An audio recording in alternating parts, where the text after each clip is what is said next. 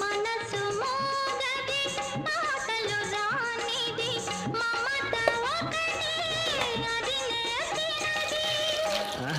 అప్పుడియా పెద్ద అర్థమైనట్టు. భాష లేనిది బంధమున్నది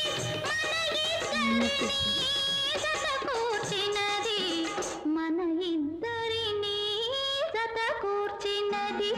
ఏ తీగ పువ్వునో ఏ కొమ్మ తేటినో కలిసింది ఏ వింత అనుబంధమౌనో తెలిసి తెలియని అభిమానమౌనో.